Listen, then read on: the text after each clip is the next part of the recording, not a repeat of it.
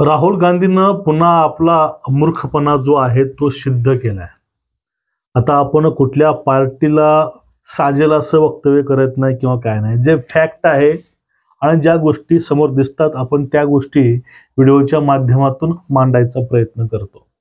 पण वास्तविकता अशी आहे की यातून सगळ्या काही गोष्टी आहेत त्या सर्व गोष्टी बऱ्यापैकी या लिबरल लोकांच्या विरोधामध्येच एक्सपोज होतात. आता राहुल गांधींनं एक परत नवीन मूर्खपणा केलाय. ते त्यांचं वक्तव्य हे नेहमी त्याच बाजूचं किंवा तशाच कॅटेगरीचं असतं. त्यावरती संशय किंवा हास्या एक जस्ट टाइमपास म्हणून त्यांचं पप्पू सुद्धा नाव पडलंय. त्यांच्या वक्तव्याला किती महत्त्व द्यायचं हे लोकांना सुद्धा माहिती आहे आणि त्यांच्याच काही मंत्र्यांना, खासदारांना सर्वांनाही माहिती आहे.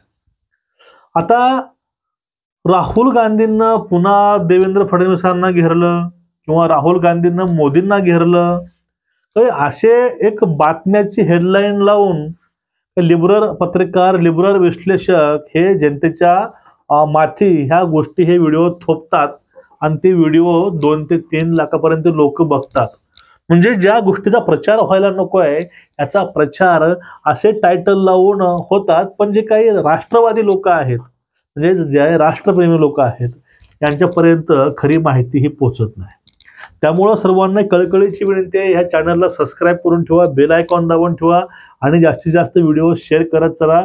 फक्त आपण राष्ट्रवादाची, राष्ट्रप्रेमाची आणि राष्ट्रहिताचीच बातमी विश्लेषण करत असतो.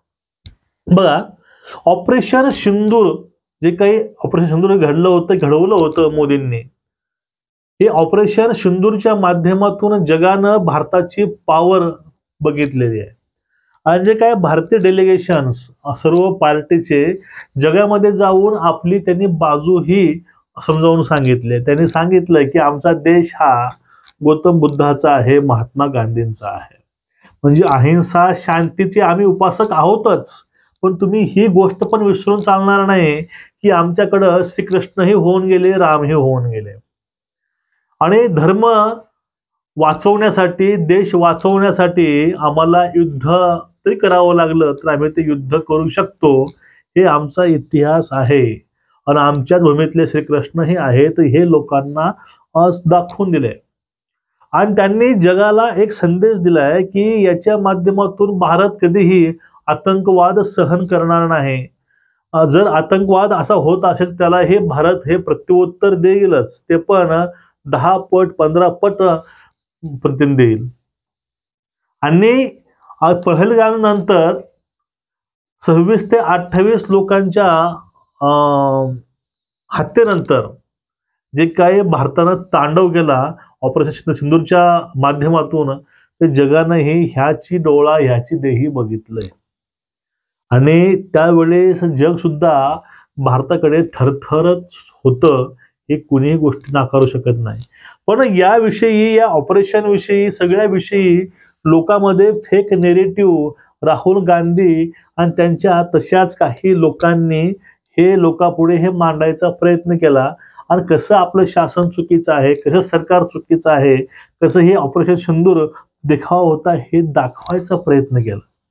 आणि यांचेच व्हिडिओ, यांच्याच बाईट पाकिस्तान हे जगासमोर दाखवतंय की हे जे झालंय हे आम्ही नाही केलं, हे त्यांनीच केलेलं आहे. इथपर्यंत मूर्खपणाचा कळस हा भारतानं बघितलेला आहे. असे जर नेते भारतामध्ये असतील तर भारताला परकीय दुश्मनाची काहीही गरज नाही. मग यांचेच काही नेते बाहेर गेले डेलिगेशनच्या मार्फत आणि त्यांनी जगाला पटवून सांगितलं की सीज फायर का झालं.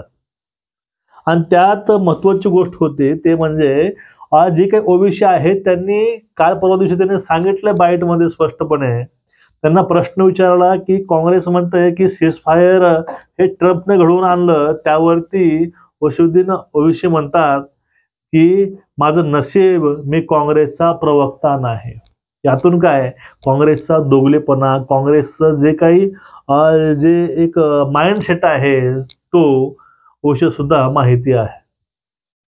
आणि हेच पेरायचं काम त्यांनी केले होते. आता यांनी फक्त एक गोष्ट सांगावी, जे काँग्रेसचे आणि ऑल पार्टी डेलिगेशन गेले होते त्यांनी जी बाजू बाहेर लावून धरली होती ती बाजू खोटी आहे. जे आपले नेते गेले होते बाहेर डेलिगेशन मध्ये, त्यामुळे शशी थरूर असतील यांचे, हे सगळे काही होते ते खोटारडे होते आणि फक्त या ठिकाणी राहुल गांधीच खरे आहेत. म्हणून हे असे वक्तव्य करून त्यावेळेस तर राहुल गांधींना मूर्खपणा केला होताच, पण आता नेमका महाराष्ट्रामध्ये येऊन त्यांचा जो मूर्खपणा होता त्याचा कळसच गाठलं. आता महाराष्ट्रामध्ये त्यांनी महाराष्ट्र मॅच फिक्सिंग म्हणून त्यांनी एक लेख लिहिला आणि ते लेखच्या माध्यमातून त्यांनी फक्त एक लेख लिहिला, पण त्याच्या माध्यमातून महाराष्ट्रामध्ये लिबरल पत्रकार, लिबरल विश्लेषक हे काय ते गोष्टी लावून धरतील याचा काही नियम नाही. म्हणजे राहुलनं घेरलं, राहुलनं हे केलं, राहुलनं ते केलं, राहुलनं नाकात नऊ आणलं, फडणवीसांचा मूर्खपणा सिद्ध केला, हे आता फडणवीस कापत आहेत, मोदी कापत आहेत, या गोष्टी. पण नेमका तो लेख काय होता? महाराष्ट्रामध्ये मॅच फिक्सिंग झाली हे त्यांचं म्हणणं होतं, पण कर्नाटकामध्ये ज्या ठिकाणी काँग्रेसची सत्ता आहे त्या ठिकाणी काँग्रेसला चांगले वोट पडतात, त्या ठिकाणी मात्र लोकशाही आहे, लोकशाहीचा विजय आहे आणि लोकांना लोकशाही वाचवली, हे असं यांचं म्हणणं आहे. पण ज्या ठिकाणी काँग्रेस पूर्णपणे बियालाही उरत नाही, म्हणजे काँग्रेस त्या ठिकाणी पूर्णपणे ढासळतं, हारतं, त्या ठिकाणी मात्र हे मॅच फिक्सिंग झाले किंवा ते डायरेक्ट संविधानिक संस्थावरती, निवडणूक आयोगावरती ते आपला आक्षेप घेतात. यातूनच ह्या जर दोन गोष्टी बघितल्या, जर ह्या दोन गोष्टी परस्पर जे संबंधाने बघितल्या, तर या ठिकाणी या लोकांचा थोतांडपणा किंवा मूर्खपणा किंवा काहीतरी गोष्टी लावून लोकांमध्ये संभ्रम निर्माण करायचा आणि आपलीच कशी लाल आहे हे लोकांना दाखवायचा प्रयत्न हे लोक हे जाणून बुजून करतात, याचा प्रत्यय या ठिकाणी येतो. आता महत्वाची गोष्ट बघून घ्या.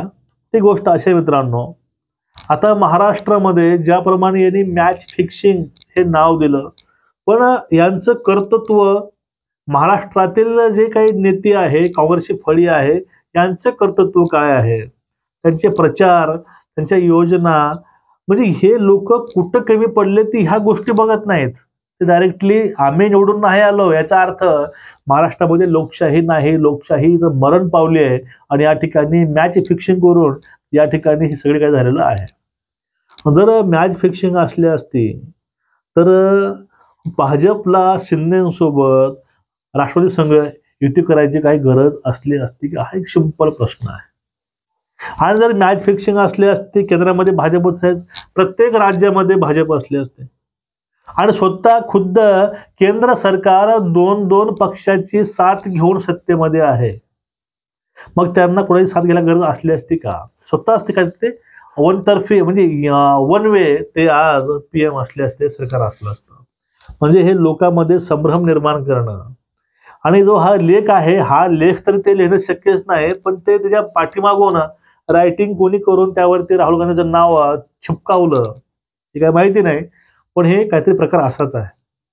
आणि जे काही हे मॅच फिक्सिंग आहे, हे जे काही लेख आहे, हे सगळ्यात मोठा मूर्खपणा आहे. कारण जे लोक राष्ट्रीय सुरक्षेवरती प्रश्न निर्माण करतात त्या लोकांचं समर्थन हे जे नक्षलवादी आहे त्यांना आहे. त्यांचे नेते, त्यांची नेते मंडळी यांच्यासोबत मिटिंगी असतात नक्षलवाद्यांचे. नक्षलवाद काँग्रेसने पोचलाय असं वारंवार आरोप हे काँग्रेसवरती होतात. त्यालाच अर्बन नक्षलवाद मित्रांनो म्हणतात. ज्यावेळेस भारत जोडो यात्रा राहुल गांधींनी केले होते त्याच्यामध्ये सुद्धा, त्या सभेला सुद्धा हे नक्षली लोक, कमांडर लोक त्यांचे या सभेला हजर होते, असे अनेक पुरावे समोर आले. मग जे भारतामध्ये राहून भारताच्या इंटरनल सिक्युरिटीला आव्हान देतात, भारतीय संस्था, भारतीय संविधानिक संस्था यावर ते प्रश्न उभा करतात, मग हे लोक राष्ट्रीय सुरक्षेकडे कसे लक्ष देते? यांना फक्त हे राजकारण पाहिजे, यांना फक्त सत्ता पाहिजे. जर आपलं सरकार नाही बनलं त्या ठिकाणी मॅच फिक्सिंग होते, जिथं आपलं बनतं त्या ठिकाणी लोकशाही जिवंत राहते. हे फक्त लोकांपर्यंत पोहोचवणं हे यांचंच असं काम आहे. पुरोगामित्व जे काय आहे याच्या नावाखाली ते पाठीमागं काय काय मोठा खेळ चाललाय हे ऐकून विचार करून सुद्धा मन मित्रांनो सुन्न होतं. भाजपने जातीवाद केला हे लोक बोलतात, पण खरे जातीवादी कोण आहेत हे तुम्हाला वेगळं सांगायची काही गरज नाही. पण जो काही लेख आहे तो लेख म्हणजे राहुल गांधींना स्वतःचा मूर्खपणा याच्या माध्यमातून सिद्ध केला आहे, हे तेवढंच सत्य आहे. तुमचं एकूणच या विषयावरती मत काय नक्कीच व्यक्त व्हा. व्हिडिओ शेअर करा. नमस्कार.